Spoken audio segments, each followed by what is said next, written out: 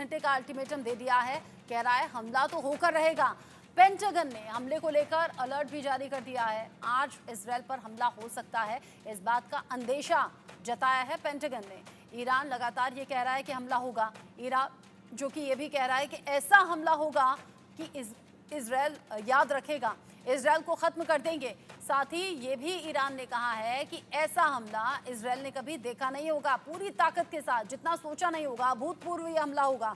Iran ने 24 घंटे का अल्टीमेटम दे दिया है। ईरान की युद्ध नीति भी यहाँ पर तैयार नजर आ रही है, जिसमें ईरान प्रॉक्सी संगठनों का सहारा लेकर आगे बढ़ने को तैयार है।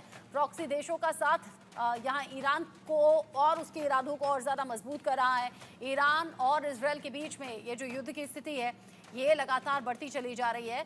पेंटागन ने हमले को लेकर अलर्ट जारी किया है और ये कहा है कि 24 घंटे काफ़ी अहम होने वाले हैं यहाँ इजरायल के लिए। ईरान ने 24 घंटे का अल्टीमेटम दिया है, कह रहा है कि हमला होकर रहेगा। और यहाँ ईरान ने बाकायदा युद्ध नीति भी तैयार कर ली है। ईरान ने युद्ध नीति तैयार की तो वहाँ स्ट्रैटेजी इजरायल की भी सामने आ रही है, जहाँ इजरायल ने इस विध्वंसक स्थिति को देखते हुए अंडर वाटर ग्राउंड यहाँ उसने अपना बंकर बना लिया है, जहाँ पर आगे के युद्ध की स्थिति को लेकर स्ट्रैटेजी तैयार हो रही है।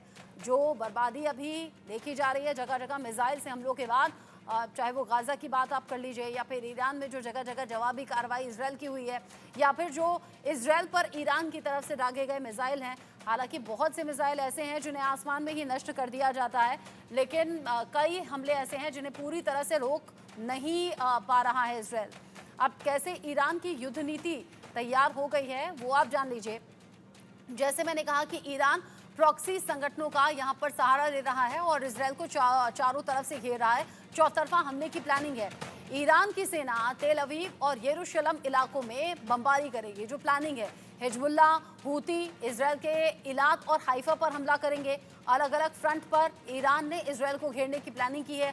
प्रॉक्सी संगठन एयरबेस और मिलिट्री बेस, आईडीएफ गोदाम, यहाँ हमला करने की प्लानिंग कर रहे हैं। यानी कि अलग अलग जगह जब एक ही साथ हमले होंगे तो इजरायल को, इजरायल की सेना को, वहाँ के प्रशासन को, सरकार को ये समझ नहीं आएगा कि कैसे हालात पर कंट्रोल करना है। और यही है ईरान की युद्ध नीति कि चारों तरफ से अलग अलग फ्रंट पर इजरायल को घेरा जाए। यहाँ एयरबेस पर अलग हमला होगा, आईडीएफ के गोडाउन पर अलग हमला होगा। और ये जो अलग अलग हमले की रणनीति बन रही है ईरान की तरफ से, उसकी काट ढूंढने में अब इजरायल लगा हुआ है।